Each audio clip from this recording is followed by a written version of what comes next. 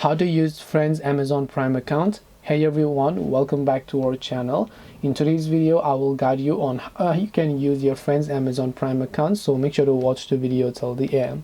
Now if you want to use your friends Amazon Prime account, doesn't really matter, because as long as you have your friends email address and password, or maybe if they have a family plan and they have added you to your family, then in that case they should be able to give you the access and you should be able to log in. Now to log in, you can either use the Amazon or the Prime Video application here, and once you're logged in you should be able to log in as normally. Bottom line is that you need to have access to the email and password that your friend provided to you, otherwise you will not be able to go and then log into the account. So hope this video helped to clear the confusion. If you have got any more questions, feel free to also leave them down below. Thank you for watching till the end of this tutorial, and see you soon in the next video.